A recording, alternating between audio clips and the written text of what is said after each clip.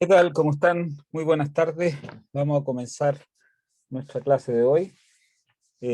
Al tiro, antes que me pregunten, estoy casi listo con la corrección. Mañana en la mañana van a tener sus notas, ¿ya? Eh, Me pusieron hoy día dos reuniones de relámpago y me mataron la programación, ¿ya? Pero seguro termino de aquí a mañana. Culpen el atraso. Eh, Hoy día vamos a comenzar un nuevo tema que es de temperatura y calor, un poquito de termodinámica. Vamos a hacer algo bien sencillo para que no se asusten. Ya acuérdense que este curso tiene un poquito de todo, así que las cosas se ven en su justa medida, ¿ya? Pero la idea es que, por ejemplo, es importante que sepan más o menos en qué sentido, que consisten estas cosas a nivel bien básico. Entonces, vamos a partir hablando de la temperatura y después vamos a hablar de cuál es la idea del calor. Que el calor no es una cosa que se tenga, como uno dice, sino que es una forma de transferencia de energía de un sistema a otro. Entonces, bueno, la temperatura es lo que mide un termómetro y vamos a ver esta escala, la escala eh, que nosotros usamos, la escala Celsius, y vamos a mencionar la escala Fahrenheit y Kelvin también. Entonces, ¿qué podemos decir la temperatura? Aquí ustedes recuerden que en física eh, no se definen las cosas como en filosofía, así que es la temperatura, sino que hay que definirla operacionalmente y decir cómo se mide. Entonces, pero podemos, digamos, hoy día, con lo que se ha avanzado en la física, digamos, en el tiempo, podemos decir que tiene que ver con las cosas, con las energías de los compuestos microscópicos de los sistemas macroscópicos. Nosotros estamos hechos de cosas mucho más pequeñas y la temperatura entonces sería una especie de efecto estadístico del movimiento y la energía de estos compuestos más pequeños. Ustedes quieren lo que podemos llamar la energía interna de un sistema compuesto. Entonces, ¿cómo se mide esta cosa macroscópica? Es entretenido porque es un sistema macroscópico compuesto de miles de millones de trillones de partículas pequeñas. Se puede igual describir con pocas cantidades que describen estos promedios de estas cosas, ya como la temperatura, la energía interna, la presión, etcétera, ¿ya? Hoy día nos vamos entonces a buscar la temperatura. Igual yo en estos cursos así más generales, más rápidos, me apoyo fundamentalmente en la cultura popular, digamos. O sea, todos ustedes tienen idea de lo que es la temperatura. Si mañana van a ser 2 grados, entonces se abrigan más que si van a ser 45, así que tampoco tengo que irme en muchas honduras, ¿ya? Solamente tenemos que precisar algunas cosas. Eh, ¿Cómo podemos medir la temperatura? Imagínense que ustedes hacen el siguiente experimento. Vamos a considerar un recipiente, disculpen lo básico de mis figuras, ¿ya? Un recipiente con agua fría y un recipiente con agua caliente.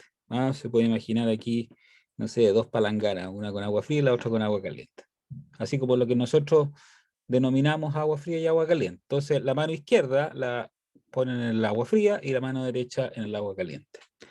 Esperan un ratito, no sé, escuchan una canción, por ejemplo, o eh, qué sé yo, ven 10 minutos de la serie y sacan las manos de los recipientes y los ponen simultáneamente en el agua tibia.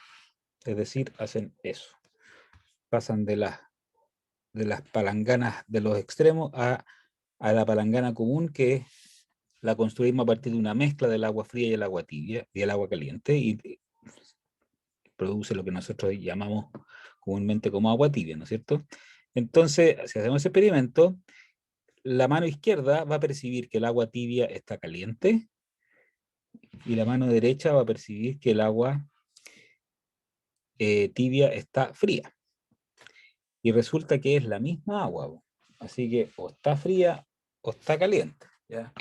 Así que nosotros, a pesar de que tenemos, ¿cómo se llama?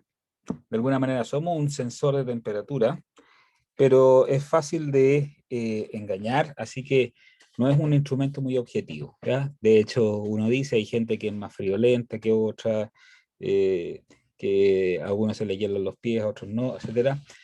Así que tenemos que buscar una manera científica, fiable, que nos permita comunicarnos para establecer esta temperatura de un objeto igual para todos, transversalmente. A pesar de eso, como ustedes pueden ver, hay distintas escalas y uno tiene que aprender a pasar de una a otra.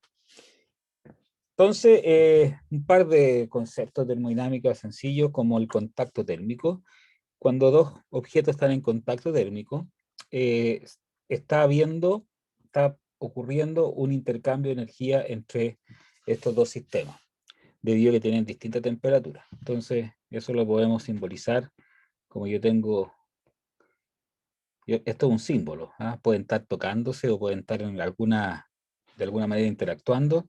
Entonces, si este es el objeto 1 y este es el objeto 2, y la temperatura de este es mayor que este, entonces va a estar habiendo un intercambio de energía desde el 1 hacia el 2.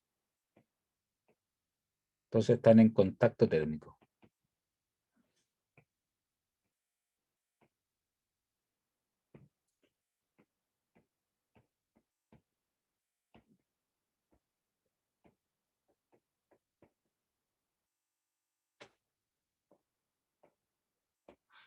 Y si dejamos pasar el tiempo,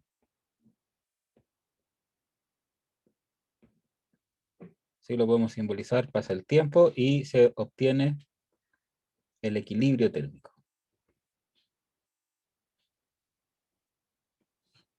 Cuando ya deja de haber intercambio de energía. ¿Okay?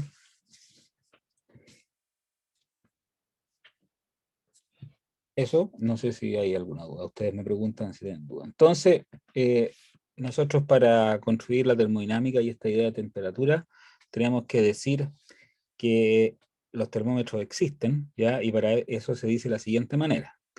Imagínense que yo tengo un objeto A que llegó al equilibrio térmico con C. Ese equilibrio térmico se simboliza con los números que marca aquí en una pantalla. Puede ser una cosa digital, como aparece en este super termómetro moderno, ¿ya? O podría ser una columna de mercurio o cualquier otro elemento que esté relacionado con la temperatura. Y ese mismo, ahora el B, otro objeto B también está en equilibrio térmico con C, simultáneamente que con A. Entonces nosotros vamos a postular que el A y el B están en equilibrio térmico. ¿Ah? Es decir, van a tener la misma temperatura. ¿Cuál es la que marca este objeto C? Que va a ser nuestro aparato que vamos a llamar termómetro. Aquí, este termómetro que estamos viendo podría ser un termómetro de cocina, por ejemplo. Hoy día la gente que cocina está midiendo la temperatura de los alimentos cuando están cocinando. Por ejemplo, la carne conviene cocinarla a los 60 grados, creo, 70 grados. Si no, se va a quemar. Así que es bien interesante. ¿Qué es lo que es un termómetro entonces al final? Un termómetro es algún aparato, algún objeto, algún dispositivo que ocupa alguna propiedad física que podemos medir para establecer la temperatura. Entonces, puede ser el volumen de un líquido. Esto sería el caso, por ejemplo, del termómetro de mercurio.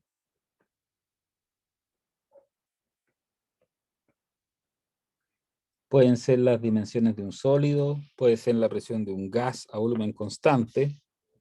O sea, si ustedes calientan, por ejemplo, uno de estos spray y lo empiezan a calentar, la presión del gas que está dentro va a empezar a aumentar. Así que obviamente que depende de la temperatura. O puede ser el volumen de un gas a presión constante, es decir, un sistema que podría ser un cilindro, así, con un émbolo. Esto está cerrado acá. Voy a dibujar el émbolo de otro color para que se vea ahí. Y esto es libre de moverse. Entonces se va a poner una posición de acuerdo a la temperatura que tenga ese gas, ¿ya? Porque depende, la presión aumenta y mueve el émbolo. el émbolo, con el peso del émbolo yo puedo mantener entonces un valor fijo de la presión y el volumen me va a decir la temperatura. Y otras cosas más sofisticadas, como puede ser la resistencia eléctrica de un conductor, ¿ya? O sea, un conductor es un cable de cobre que permite que se conduzca la corriente, que pasen cargas por él, y lo que le cuesta pasar a las cargas por este conductor depende de la temperatura, ¿ya? Si la temperatura aumenta, las partículas vibran más, como vamos a ver más adelante en esta clase, y eso hace que haya más choques de los electrones que se están moviendo aquí. ¿Ah? Entonces, eh, chocan más y por lo tanto se ve que hay una mayor resistencia a la conducción. Entiendo, por ejemplo, que los aquí yo me tiraron un carril porque esto lo he escuchado, pero no he leído más que lo que he escuchado. Estos botones de los ascensores que no tienen, que uno no presiona, sino que toca nomás. No sé si se han fijado que hay unos ascensores como duros. Eh, Funcionan con eso. O sea, uno al tocar el botón le cambia un poquito con la temperatura, la resistencia eléctrica al botón y eso se detecta y se transmite a alguna parte como que fue tocado el botón. Habría que hacer el experimento si toco el botón con un lápiz, no debiera aprenderse. ¿Ya? Solamente cuando la toca una persona que está con las manos a 35 grados. Digamos. Por último, también algo que es súper interesante, el color que tiene un objeto. Es decir, la longitud de onda con que emite luz depende de la temperatura. Eso también ustedes lo conocen o se lo pueden imaginar fácilmente, porque si yo tengo un pedazo de fierro y lo empiezo a calentar, este va a cambiar, de repente se va a poner al rojo vivo, que dice la gente, se pone al rojo, y si lo sigo calentando, después se pone al rojo blanco, que llaman, que es una característica que la encuentro notable, como algo puede estar al rojo blanco. ¿Ah? O sea, está blanco, no está rojo blanco. Ya. No importa, así le dice la tradición. Y igualmente cuando un objeto tiene una temperatura está emitiendo onda electromagnética y normalmente emiten el infrarrojo, ¿ya? Que uno no se ven a simple vista con el ojo humano, sino que se ven con detectores infrarrojos como como los anteojos para visión nocturna, por ejemplo. Esos ven en el infrarrojo y las, dependiendo de la temperatura del objeto uno puede ver. Si ustedes miran en la noche en oscuro en un bosque, pueden ver un conejo que se mueve como un punto claro que está desplazándose. Eh, Así que no entiendo por qué no han detectado, por ejemplo, a pie grande. ¿Ah? Que no sé si conocen la historia de pie grande, que es una especie de simio o humanoide que vive en los bosques en Estados Unidos. Nunca lo han podido encontrar, es cosa que andar en la noche con un... Porque en el día supone que no está. Entonces hay que buscarlo en la noche con una cuestión de térmica. ¿Ya? Muy bien, perdón que invente alguna historia ahí. Entonces, vamos, ahí tenemos, por ejemplo, en esta foto un termómetro clásico de mercurio, ya donde al calentarse el mercurio cambia su volumen y se mueve por este capilar muy delgadito. Es tan chico ese capilar que hay que ponerle un vidrio con un lente al frente para que se pueda amplificar y uno lo pueda ver. Eh, bueno, ahí está una pintura de Celsius porque vivió en los años 1700 y no existía la fotografía todavía, así que hay una pintura de señor Celsius, que entiendo que era nórdico, no me acuerdo si era de Finlandia o de Noruega, uno de esos países, y él definió que el agua con hielo está a 0 grados Celsius y el agua hirviendo está a 100 grados Celsius. ¿Por qué el agua con hielo? Porque el agua con hielo mezcla la fase sólida del agua, que es el hielo, con la fase líquida, que es el agua que nosotros llamamos. ¿Ah? Estamos hablando de este material, que es un material con un oxígeno y dos hidrógenos. ¿Ah? El H2O, esa cuestión es el agua. Entonces el agua puede estar sólida o puede estar líquida o puede estar gaseosa. ¿Cómo es? Perdonen, ¿ah? Ahí. Entonces eso es agua. Se me trancó el lápiz. ¿Qué pasa? Un segundo. Se está cargado. Ay, ay, ay. Paciencia. Entonces, ahí sí. Esto es el agua. no quiere rayar ahí donde está el agua. La voy a borrar por pesada. Ya, te borro agua. Entonces la vamos a hacer aquí. Son dos oxígenos, perdón, un oxígeno y dos hidrógenos, eso es el agua. Ya, ese es el material, ¿ya? La molécula.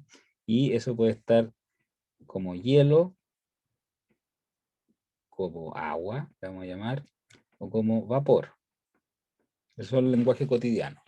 Entonces, la idea es que cuando un material pasa de una fase a otra, o sea, por ejemplo, de sólido a líquido, que sería de hielo a agua, eso ocurre a temperatura constante.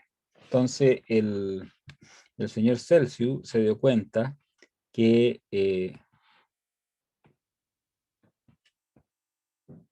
si tengo agua con hielo, ahí está el agua y le vamos a poner unos hielos, es agua, no se imagina otra cosa, ¿ya? Como eso no se entiende nada, voy a poner ahí que es agua con hielo. Y esta cosa yo la caliento, es decir, le ponemos, qué sé yo, un fuego aquí, y le ponemos un termómetro.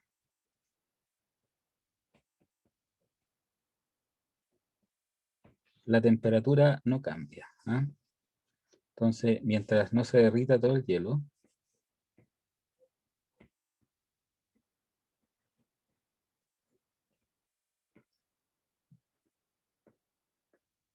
la temperatura no cambia.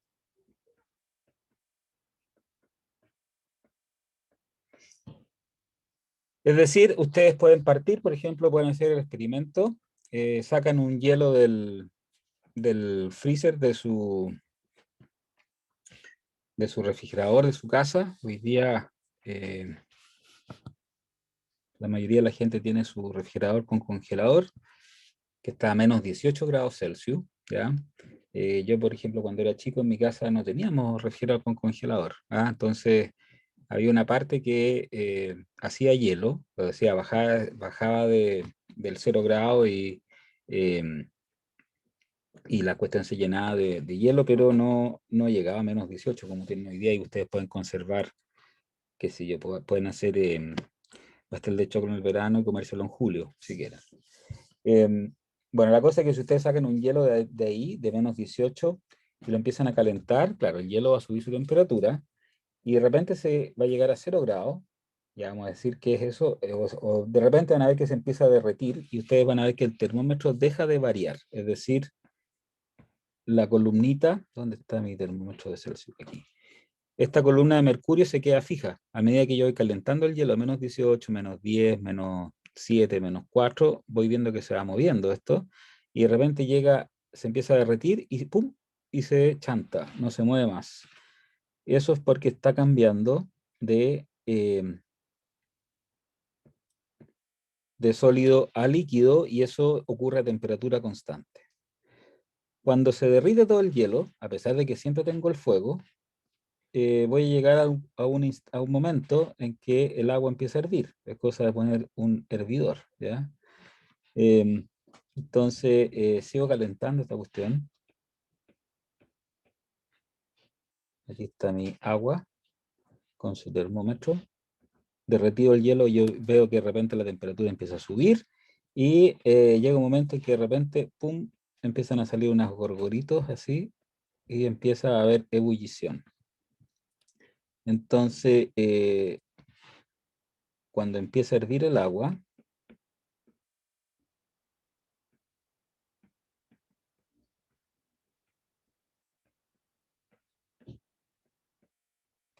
la lectura del termómetro no cambia.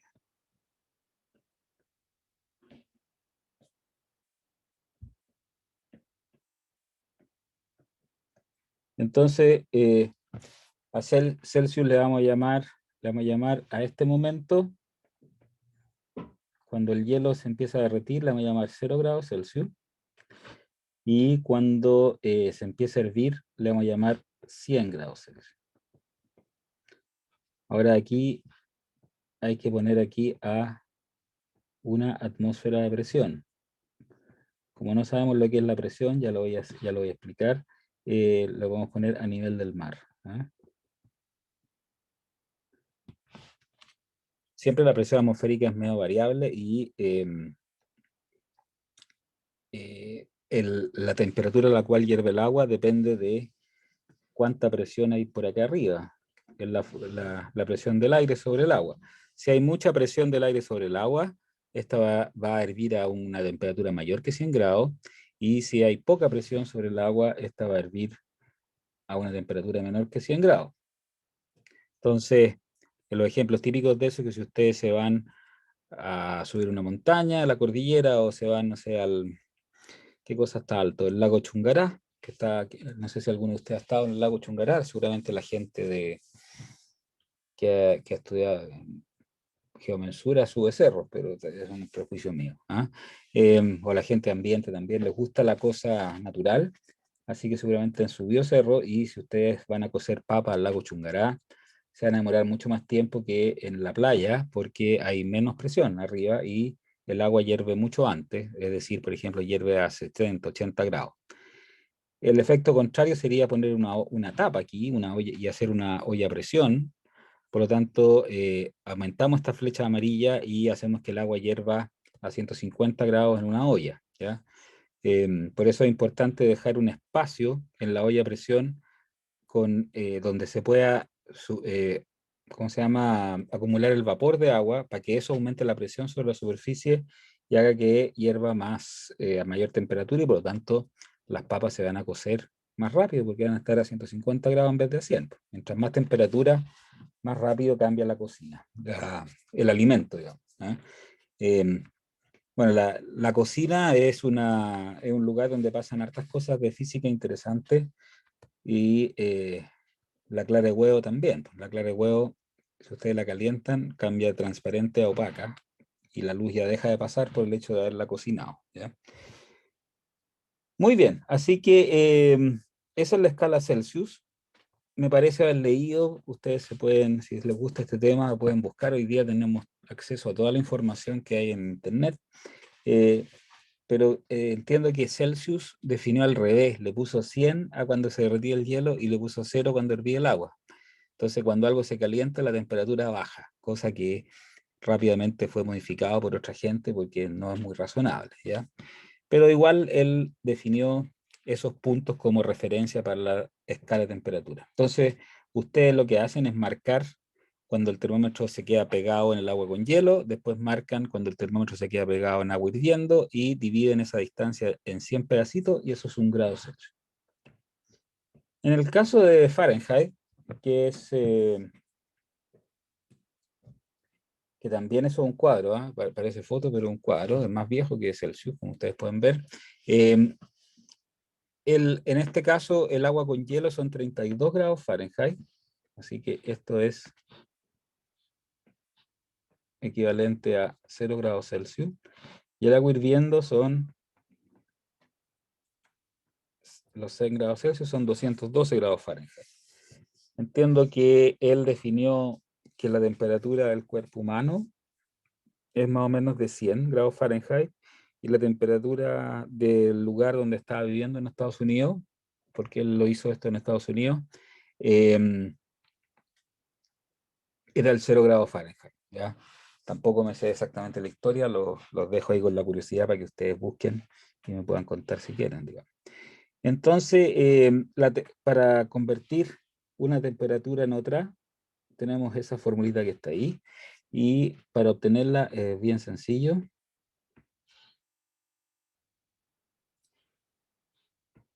Déjenme poner mi pizarra ahí. Simplemente es como formalizar una regla de tres, pero en un gráfico lo vamos a hacer, ¿ya?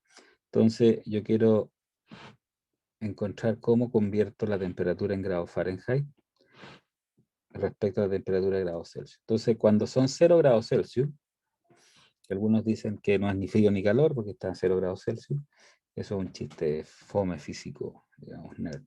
Son 32 grados Fahrenheit. Así que tengo ese punto. Aquí está el 0. ¿Ah? Y cuando son 100 grados Celsius, que es el agua hirviendo, tengo 212. No lo voy a hacer a escala. Jamás en toda mi trayectoria como docente he hecho este mono a escala. Ustedes lo pueden hacer. Lo que sí voy a tratar de hacer un poco más decente el gráfico. Me cuesta porque todavía no asumo que tengo que usar anteojos y además no tengo buena perspectiva con la tablet. Ahí. Entonces, ustedes agarran y tiran una recta entre este punto y este. Y esa función recta les da la conversión.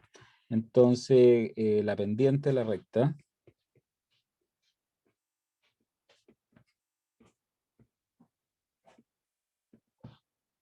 va a ser m igual a un delta i, que sería 212 menos 32, dividido por un delta x, que sería 100 menos 0. Y eso da, si no me equivoco, da 180 dividido por 100. El de abajo sí es fácil porque es 100 menos 0, así que se lo puedo calcular. Pero si le quedo, si le saco 12 me quedan 200 y si le saco 20 me quedan 180. O sea, eso da 9 quintos. Y la intersección con el eje de las ordenadas, el eje Y, acá, es 212. Así que me queda que TF es igual a 9 quintos por TC, que es la variable que está aquí, más 32. La ecuación de una recta nomás, ¿ya? Eso es la conversión. Así que los grados Fahrenheit son más chiquititos en un termómetro que los grados Celsius. O sea, entre el agua con hielo y el agua hirviendo caben 180 grados Fahrenheit, en cambio caben 100 grados Celsius. ¿Ya?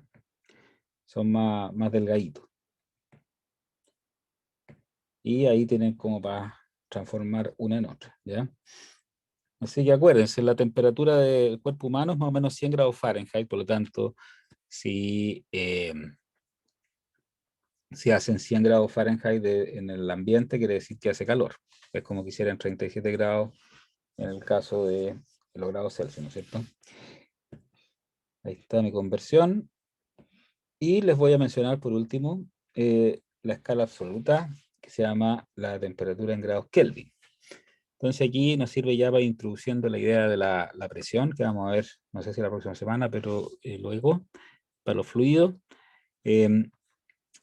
Imagínense que vamos a hacer el siguiente experimento. Ustedes ponen acá un baño, ahí dice baño o ambiente que queremos medir, y esta es la presión de un gas que hay aquí atrapado, ¿ya? Entonces voy a pintarlo bien para que se entienda. El gas está atrapado en todo este tubito aquí, ¿ya? Entonces aquí hay un gas. Distintos tipos de gases puedo poner ahí, lo que ustedes quieran. Y ese gas va a empujar la columna, el mercurio, que está aquí, y lo va a subir. Entonces, esta altura tiene que ver con mide la presión del gas. Mientras más alta es la columna, más presión hace el gas. Si el gas tiene poca presión, eso va a tender a estar al mismo nivel que esta, ¿no es cierto? Así que este dispositivo, con esta regla, me permite calcular, pues, tener una idea de la presión del gas. Así que conozco la presión del gas y ese gas, con este baño, lo puedo poner a distintas temperaturas, ¿ya? Esto de aquí, el baño o ambiente, determina la temperatura del gas.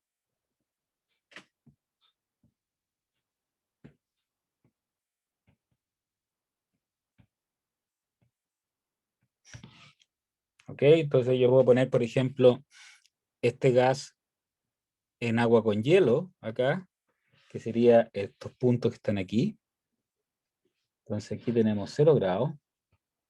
Aquí sería un baño ese sería agua con hielo. Ya no piensen en otra cosa, tiene que pensar agua con hielo. Y aquí, en este punto que está aquí, quiero ponerle punto porque no, esta temperatura que está acá, son 100 grados, es agua hirviendo a nivel del mar, agua hirviendo en la playa. Entonces este experimento hay que hacerlo en la playa.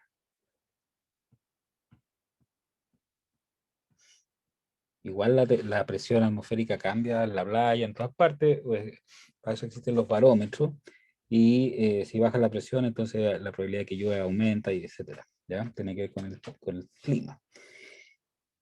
Ya está, entonces yo puedo graficar esto, puedo graficar la presión, porque, por ejemplo, si yo tengo, este sería el gas 1, eso trial sería como ensayo, el gas con el gas 1, este con el gas 2, y esto con un gas diferente 3. Yo le pongo en agua con hielo y va a obtener cierta presión para el gas 1, y después lo voy a poner en agua, en agua hirviendo, y voy a tener otra presión para el gas 1. Entonces, eso me da, bueno, puedo hacer más puntos entre medio, pero supongamos que tengo esos dos, me da una recta entre 0 y 100. ¿Ya? No voy a hacer experimentos para menos de 0 grados. ¿Ya? Esta línea punteada no la mido, sino que mido S y S. Después repito el experimento con un gas 2 y repito el experimento con un gas 3. Entonces, ustedes lo que maravillosamente encuentran es que si ustedes prolongan esas rectas que midieron, todas convergen en un solo punto, que vale 273,15 negativo. Son menos 273,15 grados Celsius. Eso que está ahí es lo que se llama el cero absoluto.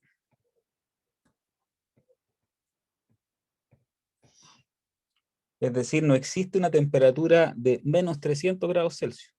Así que no les vayan a vender helado a menos 300 grados Celsius. Eso no existe. La temperatura menor que existe, que el cero absoluto, es menos 273,15. De hecho, la gente se puede aproximar al cero absoluto, aunque no se puede alcanzar nunca. No puedo tener una cosa a cero absoluto, pero las cosas convergen a eso. ¿Ya? Y entonces los grados Kelvin corren este eje vertical que está aquí y lo ponen acá. ¿Ya? Lo que hacen los grados Kelvin es que se paran aquí y le ponen un 0 ahí. ¿Ya? Así que la escala Kelvin es así.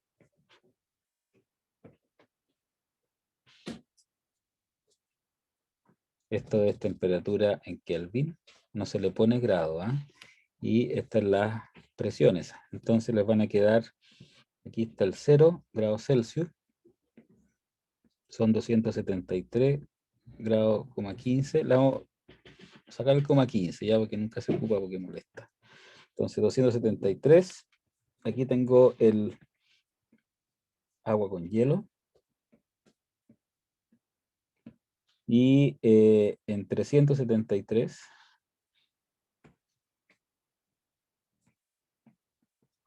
tengo el agua hirviendo a nivel del mar. Entonces aquí están mis puntos. Por ejemplo, el verde sería ahí y acá. No me va a resultar, ¿eh? Entonces tengo que hacerlas converger ahí, estas cosas. Y voy a hacer otro nomás para que me resulte el rojo. Tiene que estar aquí. Y hago un truco sucio que es hacer así.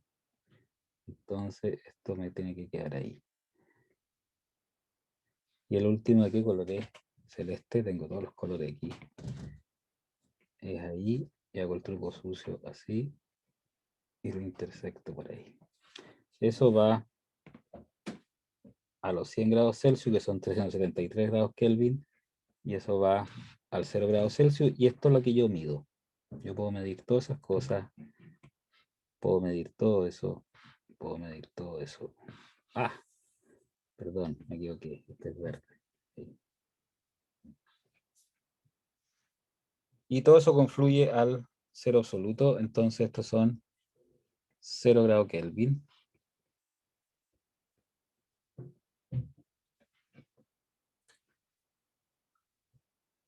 Eso.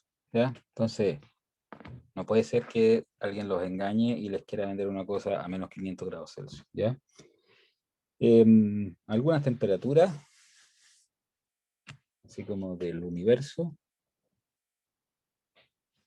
Tenemos desde las bombas de hidrógeno, que son de fusión de hidrógeno. Ustedes hacen explotar una bomba de fisión, como la que estalló en Hiroshima, estoy hablando de bombas nucleares.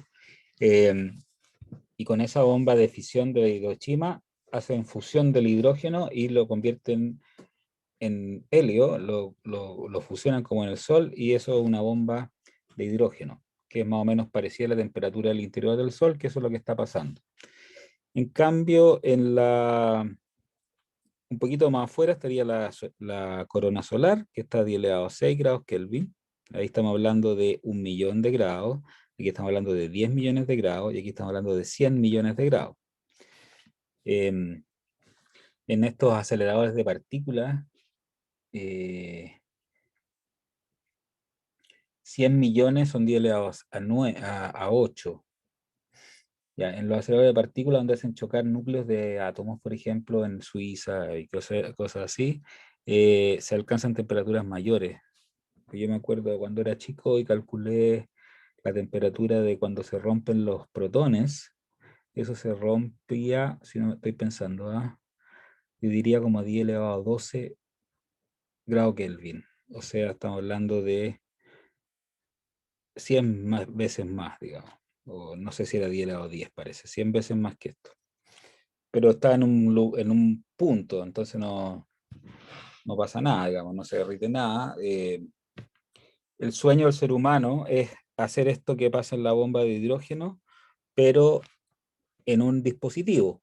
¿Ya? Imagínense que ustedes tienen un dispositivo de fusión nuclear, que es un fenómeno que da gran cantidad de energía, pero y de manera limpia, o sea, no tiene elementos radiactivos, a diferencia de la energía nuclear de fisión.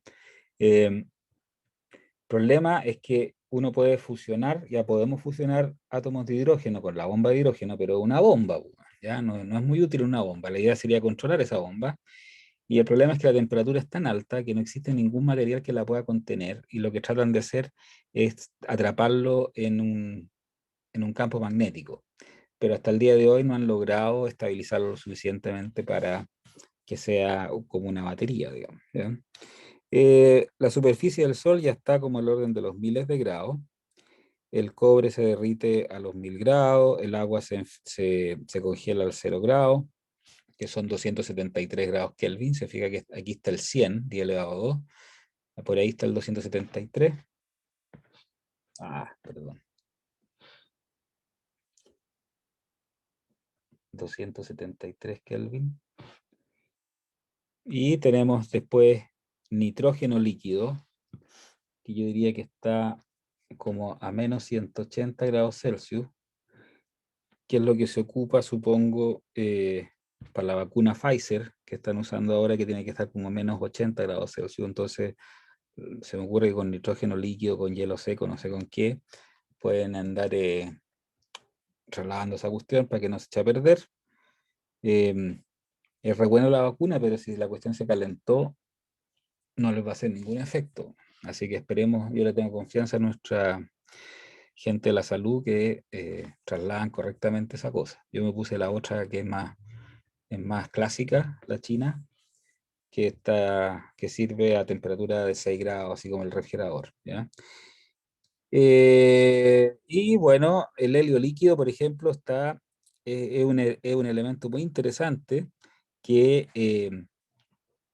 que está como a 3 Kelvin. ¿Ya? Si se baja un poquito, se convierte en sólido, y si se sube un poquito, se evapora al tiro. Así que hay un rango muy pequeño en que el helio está líquido. Esto yo diría que es como 4 Kelvin. Ustedes lo pueden buscar. Y pasan cosas curiosas, se convierte en un hiperfluido, o sea, si ustedes lo echan en un vaso, va a trepar por las paredes del vaso, así se va a salir. ¿Ya? Em, Según mi super tabla que tengo aquí hace como 10 años, para que no les voy a mentir, la temperatura máxima alcanzada es 10 elevado a menos 7 Kelvin, como que eso es lo máximo que uno se podía aproximar al 0 grado. Averigüense si hay algún experimento hoy día que haya mejorado eso. Hay gente que se dedica a eso, trata de enfriar átomos y les tiran unos láser por todas partes y los logran enfriar súper cerca del cero. ¿Ya? Muy bien. Les recuerdo que esta primera parte de la clase funciona hasta 10 para las 8, así que todavía nos queda infinito tiempo. Una de las cosas importantes de la expansión térmica y que interesa a la gente que hace construcción y probablemente a la gente geomensura tiene que tener cuidado con las rocas que seguramente se dilatan con la temperatura, ¿no es cierto? Y se les pueden romper encima. Es que, bueno, que los objetos, nosotros vamos a ver el caso de los líquidos y los sólidos solamente, eh, crecen con la temperatura, o sea, se dilatan. Por lo tanto, aquí ustedes pueden ver que necesito hacer junturas de dilatación o junta de dilatación entre dos rieles. Por ejemplo, no puedo hacer un riel de aquí a Chillán, sino que tengo que hacerlo por pedazos para que el riel se pueda crecer y acortar con la temperatura. De ahí viene el sonido clásico del tren. ¿Ah? No lo voy a hacer así el tacatac, tacatac del tren, ya es porque las ruedas van pasando por la juntura de dilatación de los rieles. Esto que está aquí en un puente. ¿Ah? Junta de dilatación o juntura, le digo yo, de dilatación en un puente. Entonces, ustedes no pueden hacer un puente pegado, sino que tienen que dejarle que crezca y se acorte con la temperatura. Si ustedes se fijan en los puentes, siempre hay una distancia, o si van a hacer una calle, tienen que hacerle, permitirle darle un espacio para que se dilate, y la gente hace con estas cosas que se llaman galletas, un ruido infernal, o sea, hacen, por ejemplo, una vereda, ¿no es cierto? Me pasó una vez, no se me va a olvidar nunca, que hicieron una vereda y esperaron que se fraguara esa cuestión para venir a hacer la juntura de dilatación después, en vez de dejar unos palitos ahí o hacer un hoyito, ¿ya? Entonces eso produce un ruido espantoso, ya que no estoy loco toda la mañana. Y aquí en los edificios también hay que dejarle que crezca y se contraiga. ¿Por qué las cosas crecen cuando se calientan? Porque la energía potencial eh, es asimétrica, ¿ya? El, acá, cuando algo vibra, tiene una energía potencial de este tipo, como el azul, y por ejemplo, una masa unida a un resorte,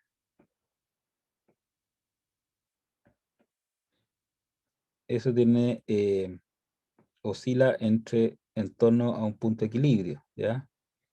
Entre una amplitud A y una amplitud menos A, o sea, esto está yendo y viniendo una masa M, por ejemplo, va para allá hasta A, y después se devuelve hasta menos A, y después vuelve hasta A, si aquí sin roce, obviamente.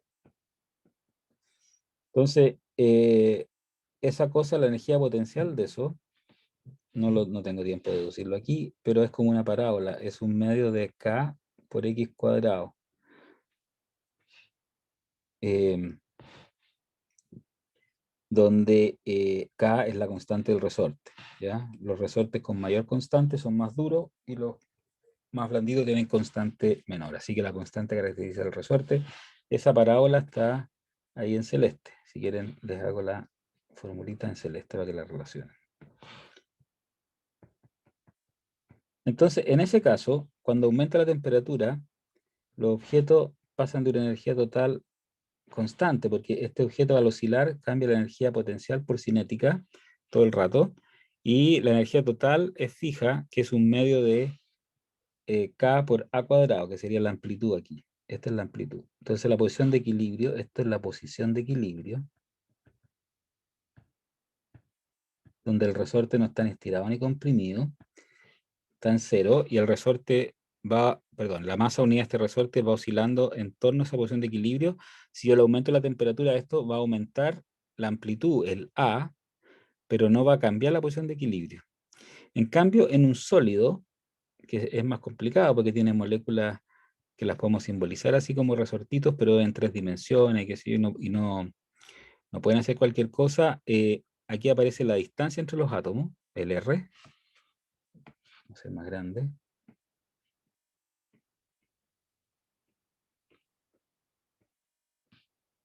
Aquí yo no pretendo ser muy riguroso, pero tratar de motivar la cuestión. Y esa energía potencial ya no es como la del resorte, que es simétrica y oscila siempre en torno a la misma posición de equilibrio, sino que oscila aquí, en esta. Ahí está la energía potencial. Entonces, la posición de equilibrio para el caso de los átomos es en la curva naranja y la posición de equilibrio es el centro de esa cuestión. Ahí está la amplitud. Entonces, si yo lo enfrío, el centro se corre para la izquierda, o sea, se achica. La posición de equilibrio me mide como la distancia entre los átomos. Y si yo lo caliento, oscila con mayor amplitud y la posición de equilibrio se corre agrandándose. Así que con la temperatura se va corriendo la posición de equilibrio. Cuando T aumenta, el objeto se dilata. ¿Ya? Ahora, no es un efecto así que uno lo vea a simple vista, pero sí existe y es tan grave que si no lo hago se me puede romper un puente, se puede pantear o se pueden enchuecar los rieles, ¿ya? Así que un fenómeno que existe. Una cosa interesante que ocurre es que si ustedes tienen un objeto con un agujero, por ejemplo una golilla, como aparece aquí, que tiene un radio interior y un radio exterior, si yo lo caliento de temperatura TI a una temperatura TI más delta TI, se agranda no solamente la parte exterior, sino que la parte interior también. ¿Ya? Que alguien podría pensar de que esto se va a expandir hacia adentro, si ustedes quieren. No, el agujero también se agranda porque la idea es que los átomos están a más distancia cuando la temperatura es mayor. Así que para eso tiene que aumentar el perímetro aquí para que estén más distantes. ¿Ah? La idea es que si estaban a esta distancia, ahora están a distancia más grande acá. ¿Se fijan? Esa es la cuestión. Ya está, vamos al recreo y a la vuelta les muestro las fórmulas que vamos a usar para la expansión térmica y después vamos a ver el caso, vamos a hacer un calculito con el volumen y después vamos a hacer el caso del calor, ¿ya? Vamos a ver el caso del calor. Si tenemos tiempo hacemos algún ejemplo, si no lo dejamos para la próxima clase, prefiero ver las ideas hoy día. Entonces, dejo la idea eso, ahí. Dejamos la clase y voy a ponerle pausa. Vuelvo a las 20:10.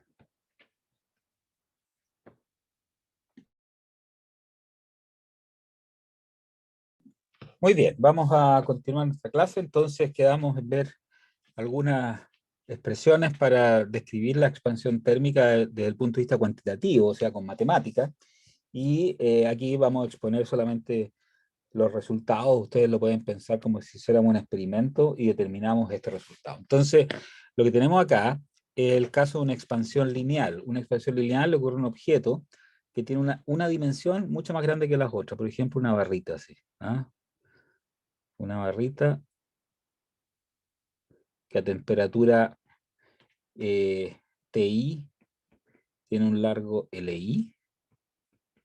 Entonces, esa cosa se calienta a temperatura TF o se enfría, o sea, hay una variación delta T que vale TF menos TI, y experimenta entonces un cambio de su longitud a delta L, o sea, las partes más cortas las despreciamos en su cambio y solamente funciona la parte L. El alfa que está ahí, entonces, bueno, esa variación que experimenta esa barra, la variación de longitud, es directamente proporcional al largo inicial y a la variación de temperatura. El alfa se llama el coeficiente de expansión lineal.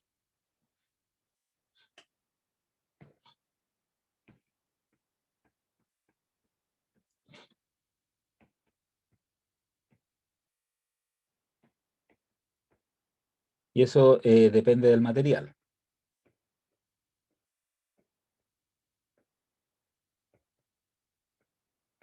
Entonces, hay materiales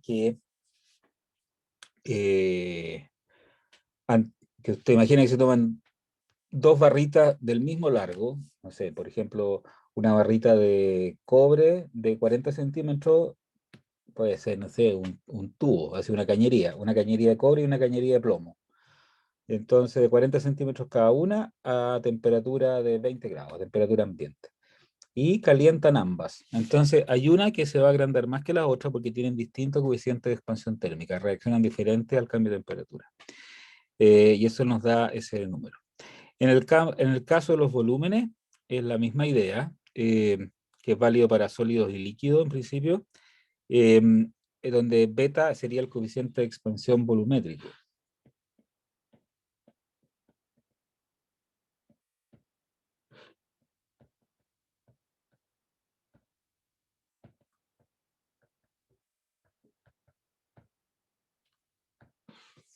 Que también depende del material. La variación de volumen de un objeto, entonces ustedes tienen un objeto cualquiera, puede serlo con un líquido, imaginen que tienen un vaso con algún líquido misterioso, entonces eso está a temperatura TI y hay un volumen VI. Si yo lo caliento, eso va a subir el nivel a un volumen BF. ¿Con qué color lo hago? Con negro, entonces, o con celeste. Entonces sube a un volumen BF. O sea, si delta T es positivo o se calienta, entonces el delta B es positivo. Mientras más volumen tengo inicialmente, mayor va a ser el cambio y el beta depende del material.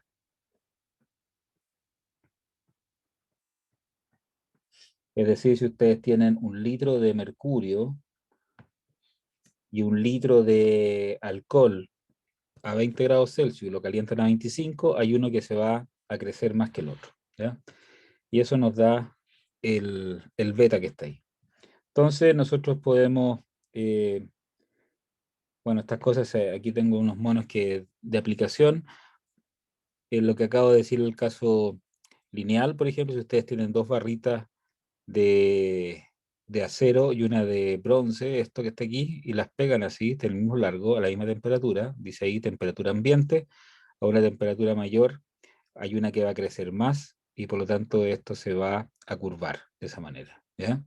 Y eso se puede ocupar, por ejemplo, para hacer switch, ¿ya? Aquí esto está on a 25 grados Celsius y está off a 30 grados Celsius, es decir, eh, debiera servir como para prender o apagar un aire acondicionado, ¿ya?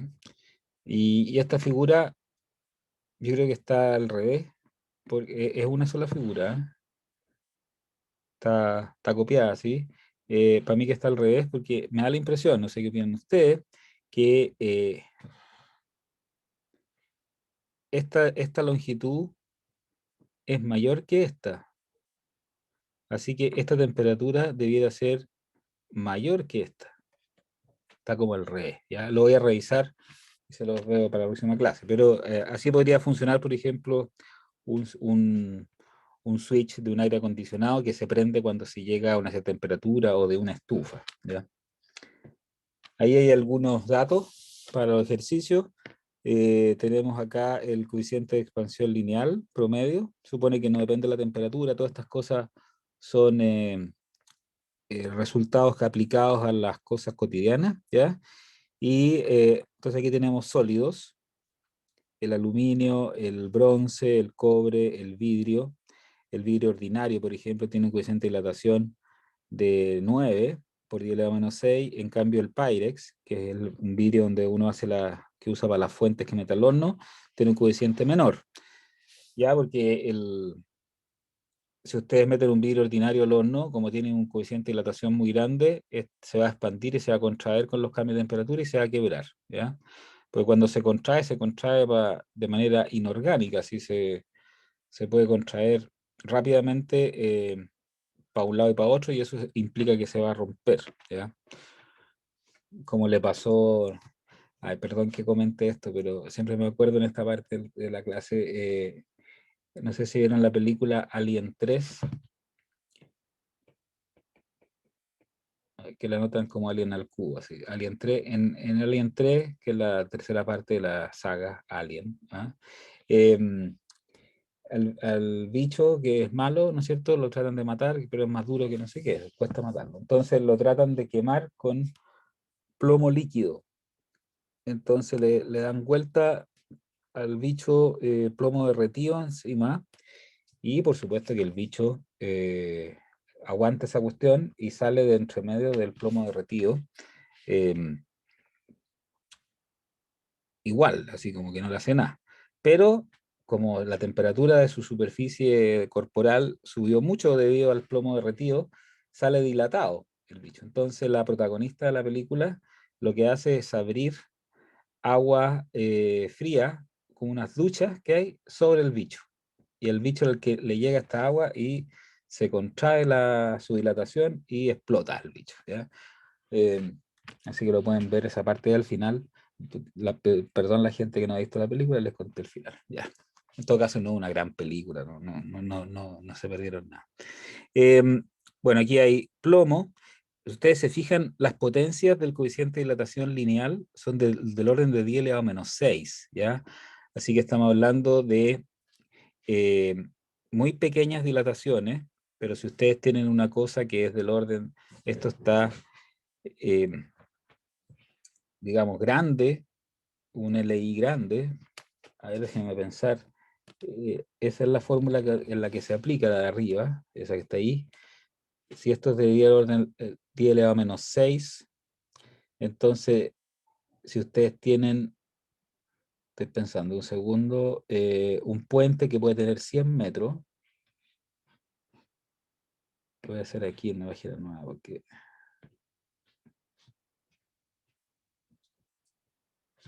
un puente que puede tener 100 metros, entonces, si el LI son 100 metros y es concreto, ¿cuánto tiene el alfa del concreto? Aparece aquí. Claro, aquí al final es 12 por 10 elevado a menos 6. Y supongamos que esto, las unidades de esto son grados Celsius elevado a menos 1. Y supongamos que el puente pasa de la mañana, que puede ser, no sé, 0 grados Celsius, al sol, el verano, pongámosle a 40 grados Celsius. Ya voy a inventar un poco. Entonces, aquí el delta T son como 40 grados Celsius. Entonces, si el puente tiene 100 metros, ¿cuánto se dilata? Delta L va a ser igual a 12 por 10 elevado a menos 6 por 100 por 40. Aquí ustedes pueden ver de que esto está en metros y por lo tanto el resultado va a dar en metros porque se cancelan las unidades del alfa con las unidades de la temperatura. Eh, Estoy calculando, eso me da, siempre me demoro en tipear aquí, 12 por 10 elevado a menos 6 por 100 y por 40. Eso da 0,048 metros, es decir, 4,8 centímetros. Eso es más o menos lo que se movería un puente en un día, ¿ya? Ahora, si el puente está fijo en un lado y es libre en el otro, se va a mover 4,8 centímetros para ese lado que está libre, o si está libre en los dos lados, se va a mover la mitad para cada lado. Pero la cuestión es que va a crecer casi 5 centímetros. Bueno, eso es suficiente para romper el puente, porque el puente se va a dilatar igual. Entonces, para algún lado va a crecer. Si no cede donde está topando, entonces se va a levantar y se va a partir. Así que las dilataciones son pequeñas con respecto al tamaño del objeto. Eso es lo que simboliza esa potencia que está ahí. Y obviamente que hay materiales que se dilatan más, como puede ser el aluminio, que el cobre, por ejemplo, o que el acero. El acero no se dilata prácticamente la mitad que el aluminio. Así que, por ejemplo, hacer ventanas de aluminio no es muy bueno porque se van a dilatar con el calor, ¿ya? Y se pueden deformar. En el caso de los líquidos, se dilatan mucho más, se dilatan 100 veces más, dado un cierto volumen, ¿ya? Por ejemplo, aquí tenemos el alcohol etílico, el benceno, la acetona, glicerina, mercurio. ¿Qué es lo que era la tupertina? La otra vez lo busqué, pero no se me olvidó. La gasolina, por ejemplo, también se dilata, la benzina. Así que conviene echarle benzina en la mañana porque ahí entran más moléculas de combustible que en la tarde porque no está dilatado. El aire lo vamos a considerar como una especie de líquido, a pesar de que es un gas, ¿ya? Pero lo vamos a aproximar, si es necesario, de esa manera, como que se comportara como un líquido, y por último el helio se dilata eso. Esto se dilata mucho porque, cuidado que ahí es 10 elevado a menos 3, ¿ya? Así que estos son gases. Los gases se dilatan mucho más fácil que los líquidos, y mucho más fácil a su vez que los sólidos, ¿ya? Profesor, la trementina del agua ras. Eso, el agua ras, muchas gracias. Pero esa es la tramontina, no, aquí dice turpentina, dice aquí. Pero es agua ras, ¿ya? Eso sí me acuerdo que era el agua, no sé cómo se escribe ras, ¿así? O con dos S, no me acuerdo. Bueno, el agua ras sirve para disolver la pintura al óleo, si no me equivoco. En cambio, el látex es al agua. Ya está.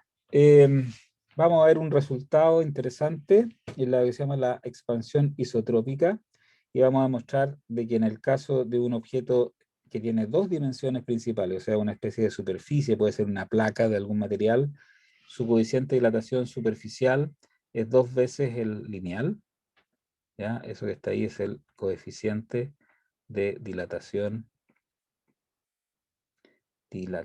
superficial. Esto es para sólidos, ¿eh? Obviamente.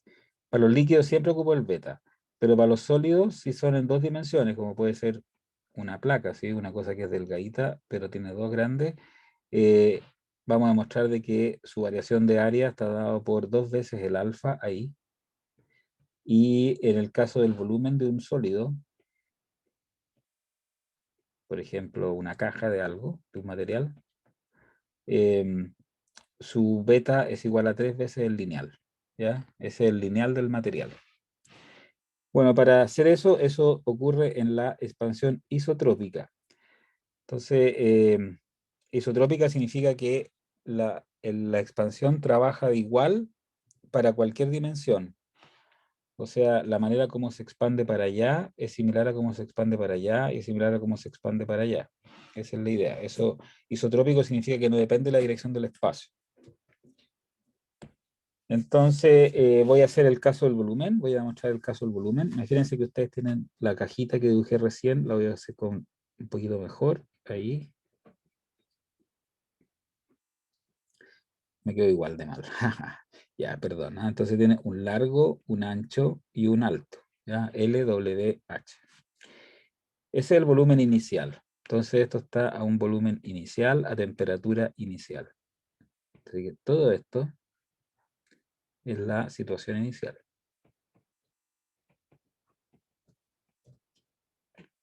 Entonces, si yo aumento la temperatura,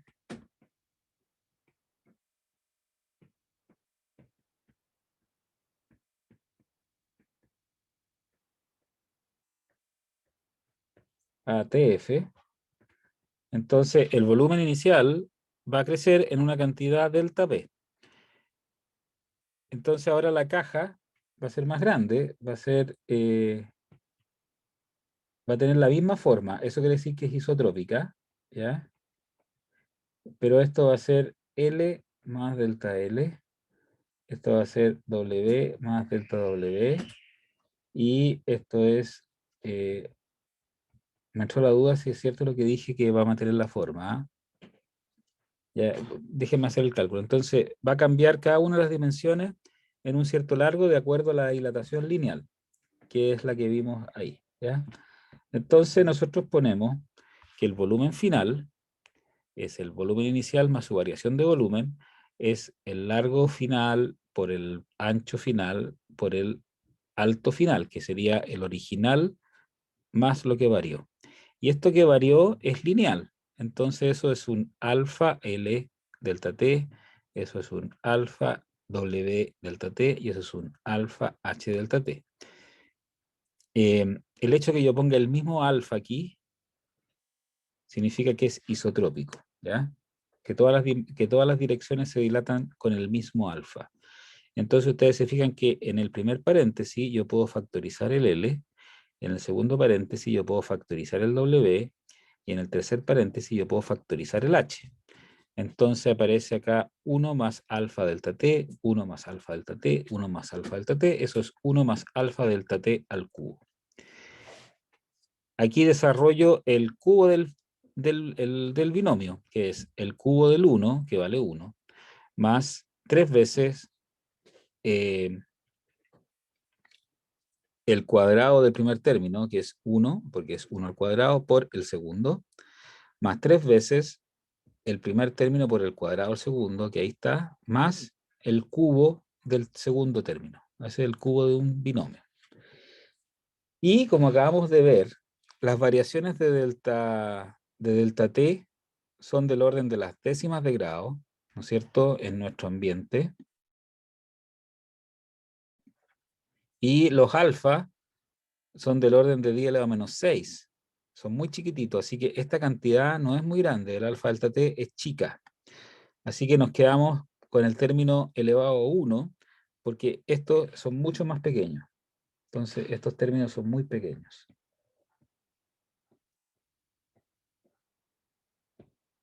Comparados con este, que está ahí. Este también es pequeño, pero tenemos que dejar alguno porque si no, no detectamos ningún efecto. Si yo pongo delta t igual 0, me queda que BI es igual a BI, o sea, delta B es 0.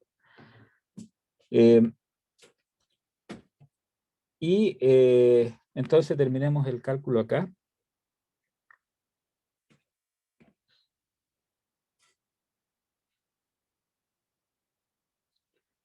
Entonces yo tengo que, lo que llevamos ahí es que el BI más delta BI, en el caso de la expansión isotrópica, es BI por el cubo 1 más alfa delta T al cubo. Eso lo desarrollo. Entonces me queda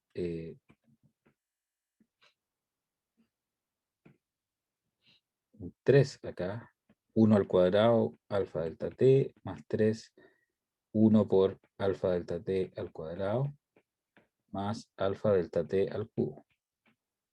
Ya estoy ocupando esto. A más B al cubo es igual a A cubo más 3 A cuadrado B más 3 AB cuadrado más B cubo. Y esto aproximadamente, como acabo de decir, como vimos en la tabla, es más o menos BI por 1 más 3 alfa delta T. O sea, despreciamos, ahí despreciamos. Entonces les queda que esto que está aquí es igual a BI más 3 alfa BI delta T. Y esto es igual a BI más delta BI. No, ¿por qué le puse delta BI, delta B?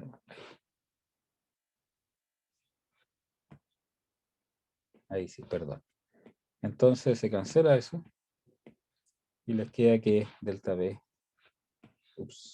con rojo no, con verde, delta B es igual a 3 alfa BI delta T.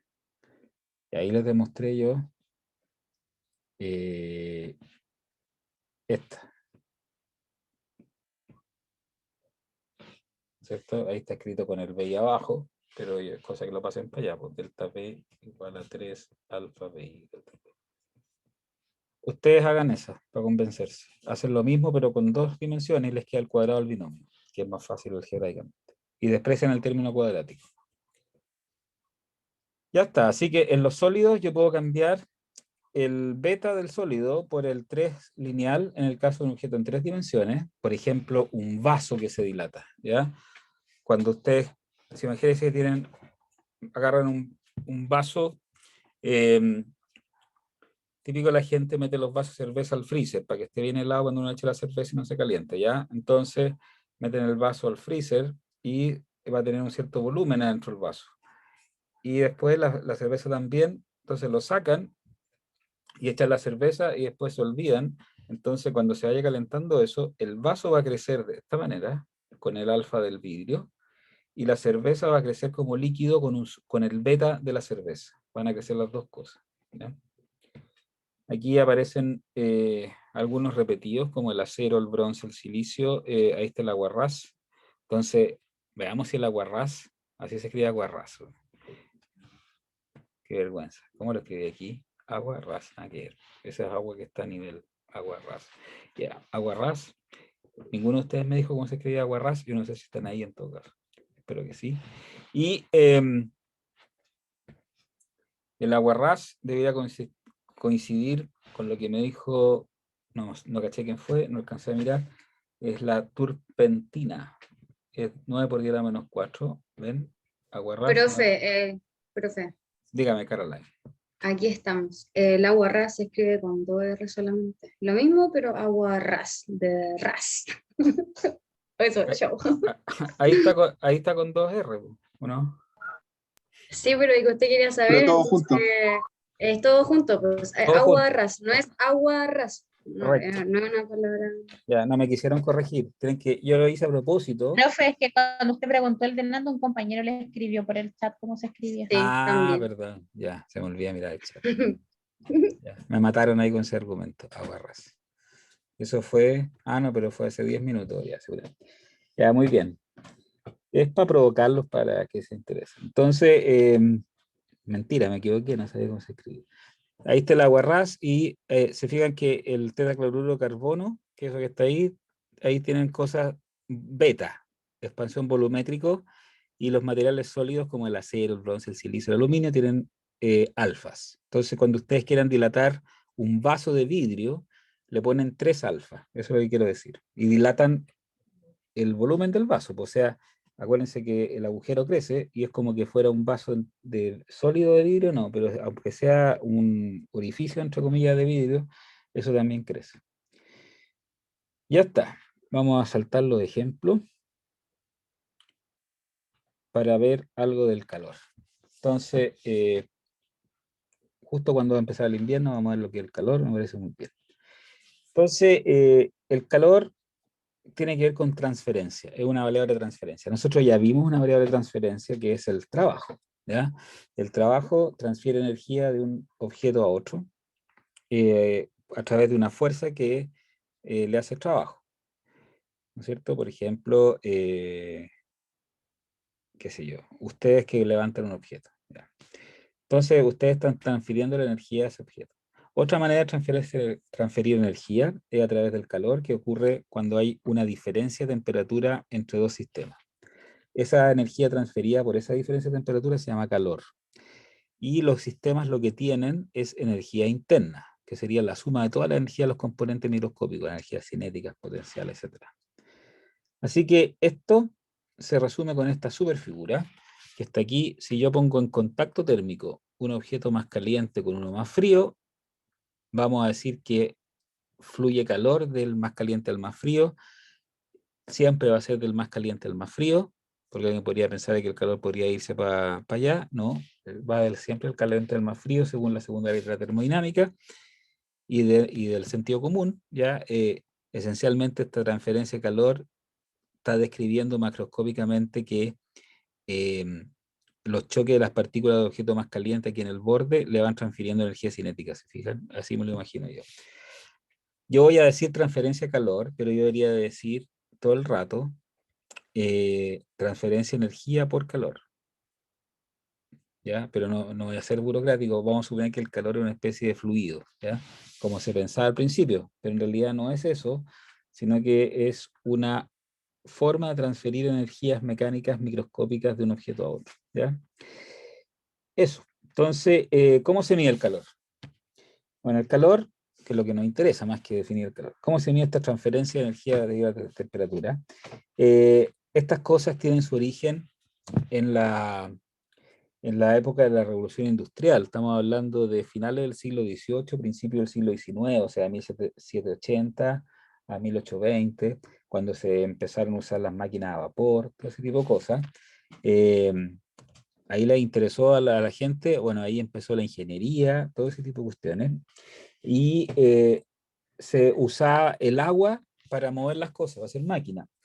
Entonces la gente lo que hacía, ¿no es cierto?, era evaporar agua y condensar agua todo el rato, y así que se usó el agua como elemento para definir una cantidad de calor. Así que Una caloría corresponde a la cantidad de calor necesaria para que 1 gramo de agua suba su temperatura en 1 grado Celsius. Eso es una caloría.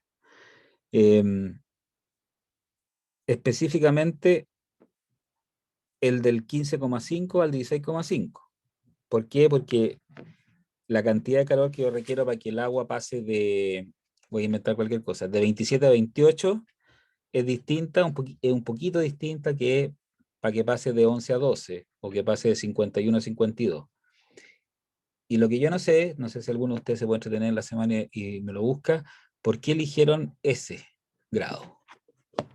Y no el 27 al 28 o el 48 al 49. Nunca he averiguado yo eso. ¿Por qué eligieron ese grado? Que es raro, porque es 15,5, podría haber sido 15 a 16 por último. ¿Ya? Son las cosas de lo experimental. Ya yo soy teórico, entonces como que me dan risa esas cosas, pero debe haber alguna razón más profunda, probablemente. O tal vez es una cosa histórica, ¿no? Bueno, esa es la caloría que también se conoce en el lenguaje cotidiano. Esto está relacionado con la comida, entonces la gente habla de las calorías, que comí muchas calorías, no sé qué. Les recuerdo que las calorías de los alimentos en realidad son kilocalorías, son del orden de los miles. Por lo tanto, nosotros necesitamos, para estar vivos, comer más o menos como 2.000 kilocalorías diarias. 2.000 kilocalorías, o sea, 2 millones de calorías de estas, ¿ya? También existen estas que están acá, que es la BTU. No sé si alguien de ambiente, estoy prejuiciando que la gente de ambiente puede saber más de esto que la gente de geomensura, pero eso es un prejuicio mío. ¿Qué es lo que es una BTU? ¿Alguien sabe? O sea, ahí está la definición física, pero ¿qué significa BTU? ¿Ah? No confundir con hay un asesino en serie que se llama BTK, ¿ah? Que no voy a traducir lo que es porque esto está quedando grabado, ¿ya? Bueno, como nadie levanta la mano y me escribe en el chat, una BTU es una British Thermal Unit. Ja, te gané, tú lo buscaste en Google, Thermal Unit.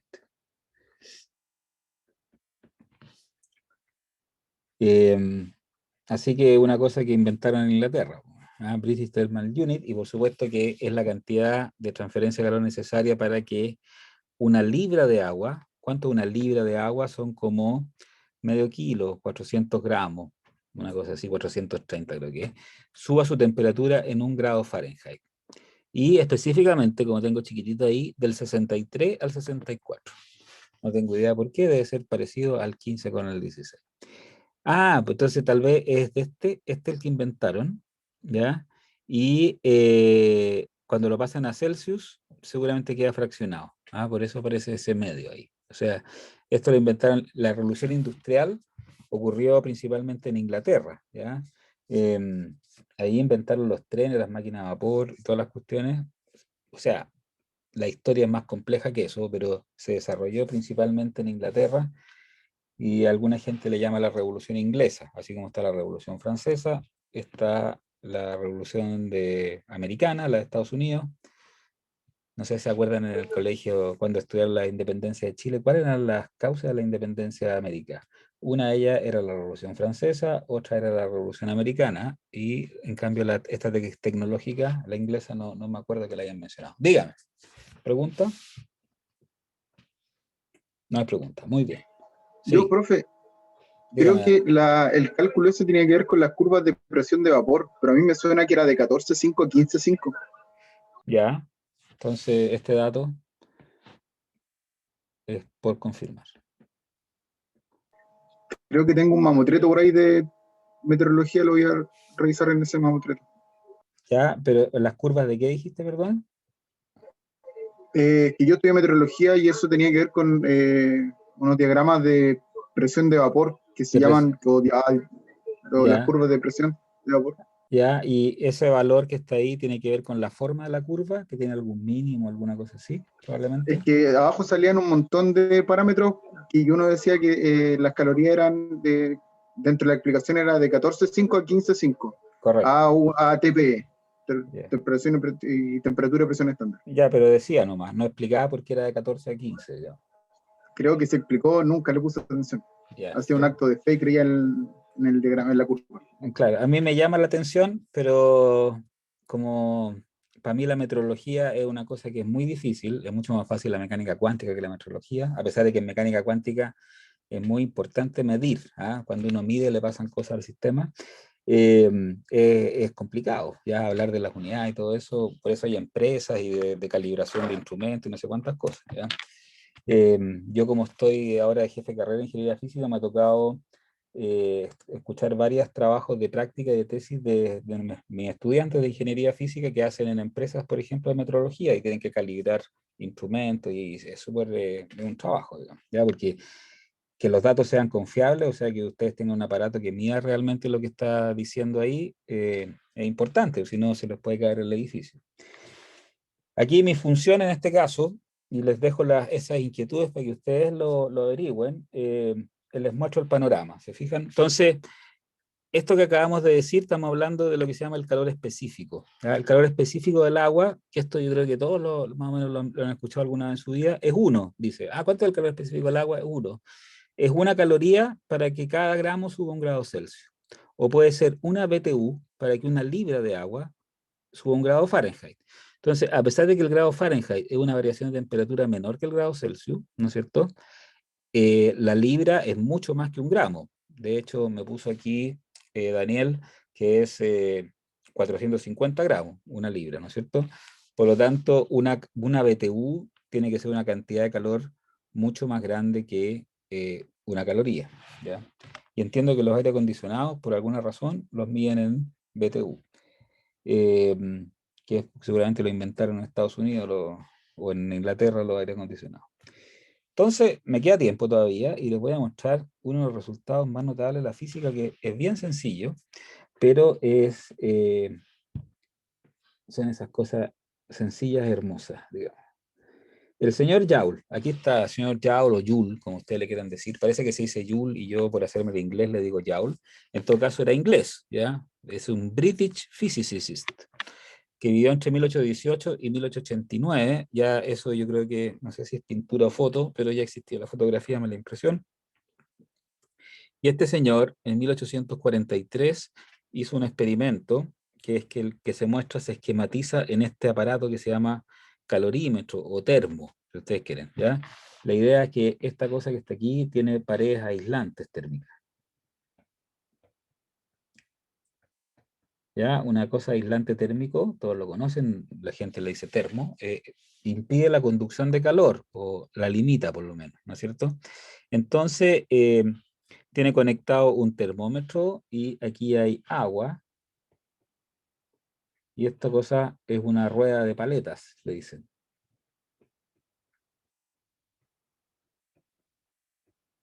Y toda la vida le he dicho rueda de paleta a eso, ¿ya? Supongo que una rueda de paleta. Es una cosa que agita el agua, ¿ya? Como un batidor. Entonces ustedes le van a conectar estas masas, las van a enrollar en esta parte, esto está conectado a la rueda de paleta, y tiene un termómetro esto aquí. Entonces, el señor Joule estaba pegado con la idea, le vino la idea de que cuando se cae el agua de una cascada, por el hecho de caerse y perder energía potencial gravitacional, esa tenía que aumentar la temperatura del agua. Esa era su obsesión, y andaba con su señora en un carruaje atrás y un termómetro gigante midiendo la temperatura de las cascadas. La medía arriba y la medía abajo y veía si la temperatura era mayor. Pero una cascada está expuesta al ambiente, ¿ya? Así que es un experimento totalmente no controlado y no midió ni una cosa sistemática, ¿ya? Por lo tanto, se aburrió y decidió ser científico serio y hizo un experimento controlado. Entonces, aquí tenemos 2 masitas que están unidas a la rueda de paleta, y estas masitas van a bajar rápidamente, van a estabilizarse y van a bajar a velocidad constante.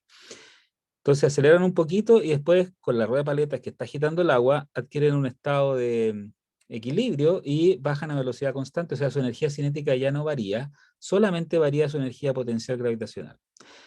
Así que estas masas van perdiendo, cuando empiezan a moverse a velocidad constante, yo miro la lectura del termómetro, siguen bajando y veo que la temperatura del termómetro aumenta. por lo tanto, la energía potencial de estas masas disminuyó. La rueda de Palliser se está moviendo a velocidad angular constante. Esto, o sea, no se está yendo energía cinética. Eso es lo que quiero decir. La energía potencial gravitacional de las masas no se está yendo energía cinética. Y vemos que la temperatura del agua sube, ¿ya? Entonces, el experimento es cuando las masas bajan,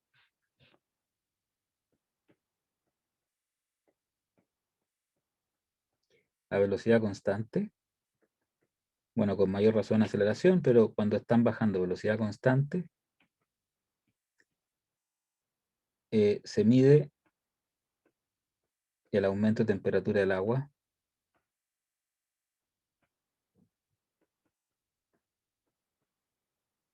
después de bajar una cierta altura. Disculpen la letra, ya está quedando grabado.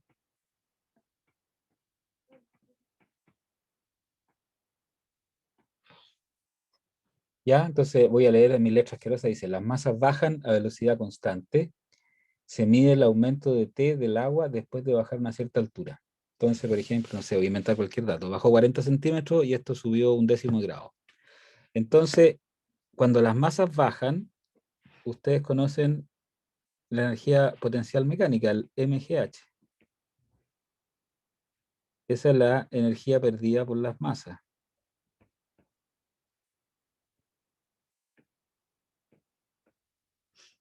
Y como el agua aumenta su temperatura, quiere decir que entró calor entraron calorías. Porque una caloría es cuánta calor entró debido al aumento de temperatura. Y en las paredes son aislantes, así que del ambiente no viene. ¿De dónde viene? De las masas. La energía mecánica, que es la que hemos estado estudiando desde que partimos este curso, se transformó en energía térmica. Y eso unió la mecánica de Newton con la termodinámica que se está desarrollando en el siglo XIX. ¿Qué les parece? Y esto es lo que se llama el equivalente mecánico del calor.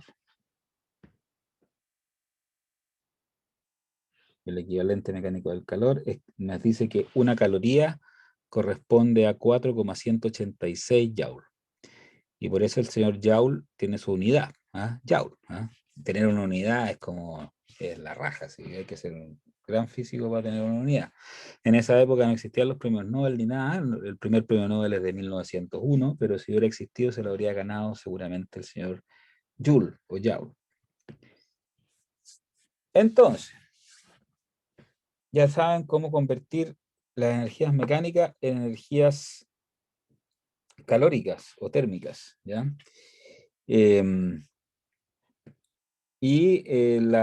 Lo que se llama la calorimetría me dice que si yo tengo una masa que sufre una variación de temperatura, entonces el calor que entró, por ejemplo, si el calor entra, delta T es positivo, es directamente proporcional a la masa y a la variación de temperatura, el calor que entra. La constante de proporcionalidad se llama calor específico, que depende del material. Está explicado ahí. Así que yo tengo una masa que experimenta una variación de temperatura. La constante de proporcionalidad para definir el calor que entró es el calor específico, que depende del material. Es decir, si yo tengo 1 kilo de, voy a inventar, no sé, 1 kilo de agua y 1 kilo de aceite, y les quiero cambiar la temperatura desde 20 a 25 grados, el agua va a requerir una cantidad de calor diferente que el aceite porque tienen calores específicos diferentes. No me acuerdo cuál tiene mayor o menor, pero esa cantidad de calor que yo necesito para que una cierta cantidad de material suba una temperatura fija, o sea, que yo quiera de 8 grados, por ejemplo, esa cantidad de calor depende del material. Hay materiales que reaccionan más fácil que otros a la absorción o entrega de calor. Y el balance de calor es para este mono. Si yo tengo dos sistemas en contacto, el que absorbe uno entrega y otro absorbe. Entonces el Q cedido es menor que 0, el Q absorbido es mayor que 0, y si esto está aislado,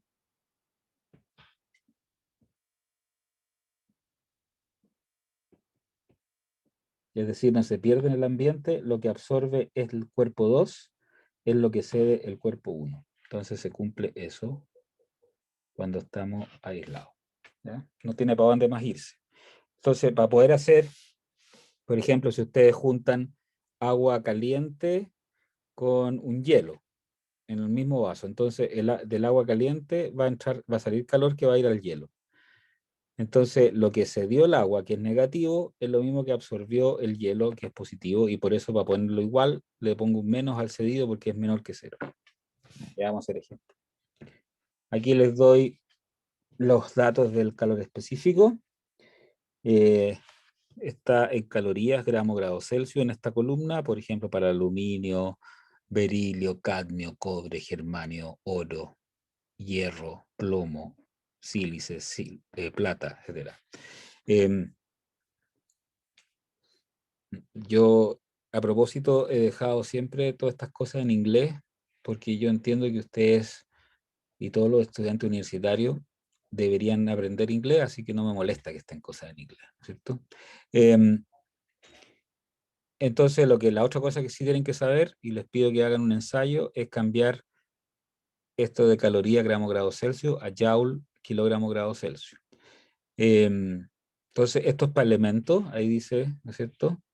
Tengo destacadores ahora aquí, mira. Tengo sólidos elementales, tengo otros sólidos, por ejemplo, el bronce, el vidrio, el hielo, que depende un poco de la temperatura del hielo, ese es el calor específico. El marble, creo que es mármol, y wood es madera. En el caso de los líquidos, el famoso alcohol etílico, que tal vez a alguno de ustedes les interese, el mercurio y el agua, a 15 grados. Sería interesante conocer la historia de todo esto, por qué pasó a los 15 grados, etcétera, ¿ya? Que es lo que mencionaba Daniel ahí. Por último, como gas, vamos a considerar el vapor, porque el vapor es interesante desde el punto de vista termodinámico. Me equivoqué, destaqué gas, es ahí. No, tampoco me equivoqué, perdón, es con el destacador. Ahí. Una cosa interesante es que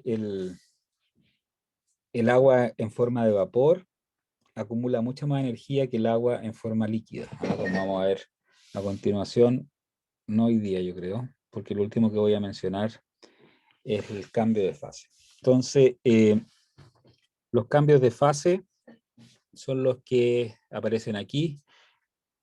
Todos lo conocen, ¿pa? Cuando algo pasa de sólido a líquido, se llama fusión, que viene de fundirse, ¿ya? De líquido a gas se llama ebullición, que es cuando las cosas hierven, dice uno.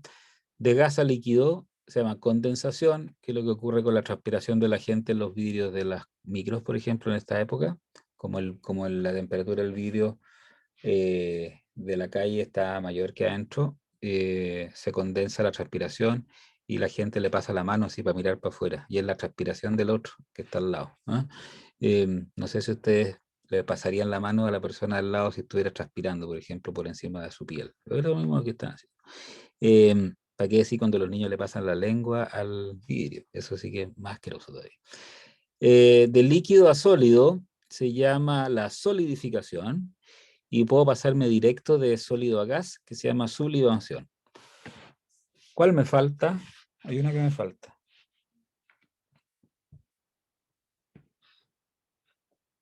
Ya que no están ahí, me falta la de gas a De sólido. gas a sólido. Pero también es sublimar, ¿o no? Sí. Eso tiene un nombre que no me acuerdo. Entonces, tarea averiguar. Ya, ¿cuáles absorben calor? Entonces, absorbe calor para pasar de sólido a líquido. Esta, absorbe calor. Esta también absorbe.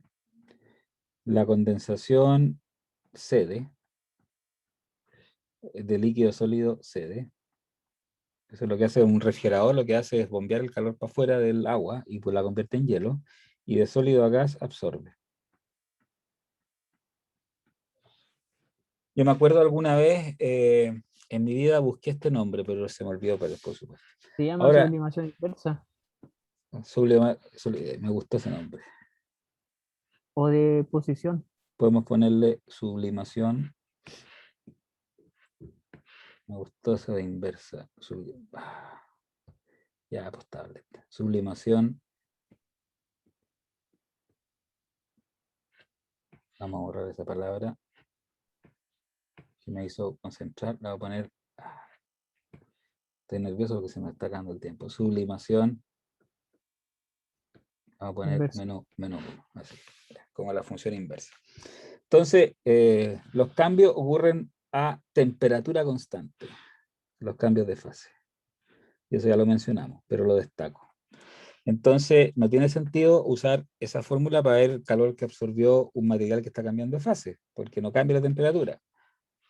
Entonces, usamos eso, lo que se llama el calor latente. Entonces, una cosa es el calor específico, que es una cantidad que depende del material para que una masa cambie su temperatura de ese material, y otra cantidad que se llama el calor latente, que también depende del material y del tipo de cambio de fase, es para que esa masa cambie de fase. Entonces aquí yo lo que tengo es una masa M, y si entra calor, va a ser cambios de fase que absorben calor, y si cede calor, van a ser cambios de fase que ceden calor, obviamente. Entonces aquí sería el positivo, sería Q igual a LM, y existen de dos tipos. El L puede ser de vaporización, que se ocupa en el caso de la ebullición y de la condensación, es decir, pasar de líquido a gas, ya sea para un lado o para el otro. Si pasa, en el caso que cede, le ponen un menos; si absorbe, lo dejan con más. Y el otro es de fusión. El calor latente de fusión se llama calor latente, esta cantidad L, y hay de vaporización y de fusión. Entonces, eso lo pueden ver aquí en esta tabla. Aquí el melting point, el punto de derretimiento, cuando algo se derrite, y el boiling point, cuando algo hierve. Entonces, nos podemos centrar, si ustedes quieren, en el agua. El agua se derrite o se solidifica a 0 grados Celsius, y su calor latente de fusión es de 3,33 por 10 elevado a 5 joule por kilo. O sea, si ustedes quieren congelar un kilo de agua, ¿cuántos litros de un kilo de agua? Un litro, Casi 1 kilo. claro, casi un kilo. Este es el orden de, ¿no es cierto? Entonces, un litro de agua, para que se pase de agua a 0 grados, primero tienen que sacarle el calor para que baje a 0 grados, y después tienen que sacarle el calor para que se transforme en hielo. Tienen que sacarle 3,33 por 10 elevado a 5 joule por kilo para que se transforme en hielo, ¿ya? En cambio, si ustedes tienen que evaporar ese kilo de agua, ahora lo quieren transformar en vapor, le tienen que entregar 226,10 por 10 elevado a 6 joule por kilo. Entonces, para el agua, el LF lo voy a anotar sin potencia porque tal vez les confunde eso. Es 3, 3, 3, bonito, ¿eh? Y tengo que ponerle 5 ceros. 1, 2, 3, 4, espérense, 1, 2, 3, 4, 5. Esos son joule por kilo. En cambio, el vapor es mucho más, es 2, 2, 6, y tiene 1, 2, 3, 4. Necesito 2.260.000 joule para evaporar un kilo de agua. Que yo gasto energía para que el agua alcance el boiling point, y después gasto esa cantidad por kilo de energía para que el agua pase de estar líquida a 100 grados a estar en gas a 100 grados. Y después tiene que seguir absorbiendo energía para que ese gas suba su temperatura, ¿ya? Así que esta es la energía para que cada kilo cambie de fase. Son del orden de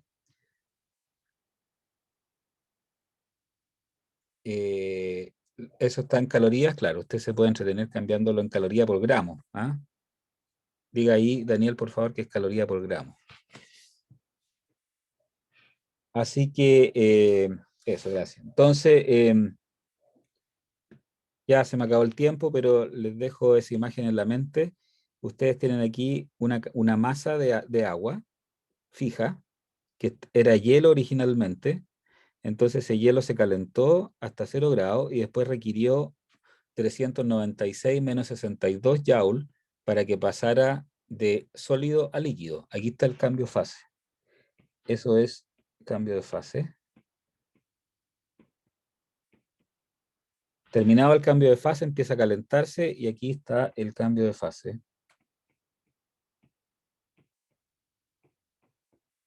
Entonces, si esto va para allá,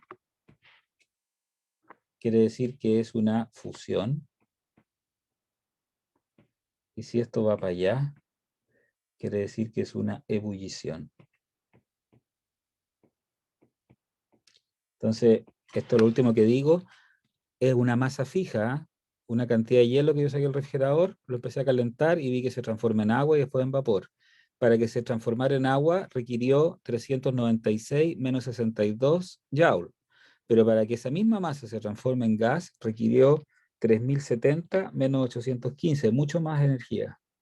Así que el vapor acumula, esa energía queda como energía calórica en el vapor, acumula mucha más energía y cuando está aquí, ¿no es cierto? Cuando está steam solo ahí, y por lo tanto conviene usarlo como elemento de trabajo para una máquina. Entonces, en un tren o en una máquina a vapor, lo que hace es que el vapor lo produzco con algún combustible, puede ser una leña, o puede ser carbón, o puede ser petróleo, o puede ser energía nuclear, etcétera. Y ese vapor lo ocupo para algo, por ejemplo, para mover un tren, un pistón de un motor, o pueden ser las aspas de un generador eléctrico, etcétera. Y pasa el vapor entonces a ser agua nuevamente. Se condensa al usar su energía para eso, y después lo caliento de nuevo y repito el ciclo. Lo caliento, lo evaporo, hace el trabajo, se convierte en agua. Lo caliento, lo evaporo, hago el trabajo. Eso ocurre a una cierta presión y ustedes pueden ver las películas del oeste, por ejemplo, que son de trenes a vapor, que si le echan mucho carbón se puede reventar ¿cómo se llama la cuestión que le echa carbón uno? La caldera, por ejemplo. Caldera. ¿No es cierto? Cosas de ese tipo. Muy bien. Llegué un poco con el vuelito, pero logré llegar al final. Así que después de eso vienen ejemplos, ¿ya? Hemos visto entonces la idea de temperatura y calor, y la próxima clase hacemos algunos ejemplos de esto para solidificar, ya que estamos viendo cambio de fase, de un conocimiento líquido a un conocimiento sólido, ¿ya? La gente ocupa esto, dicen, el ambiente político está líquido, dicen, que está como poco sólido, no sé. Ya, no les molesto más. Muchas gracias por su paciencia y mañana espero, yo mañana tengo reunión de comité de carrera, así que en la mañana tengo que preparar esa reunión, por lo tanto no puedo gastarla en corregir, así que tengo que corregir antes de las 8, ¿ya? Y entre las 8 y la 1, entre medio están mis hijos y toda la cuestión, tengo que preparar esta reunión, entonces tengo que corregir las pruebas, espero que ustedes amanezcan con su nota, ese es mi plan, mi sueño, ¿ya? Ya, muchas gracias. Que estén bien. Nos vemos el otro miércoles. Chao, Muchas chao. gracias, profesor. No, profe, Hasta luego. gracias. Gracias, profe. Chao. Chao, Chao, chao. profe, gracias. Chao, Profe, gracias. chao, chao. Chao, chao, gracias. Adiós. Gracias a ustedes por venir. Chao.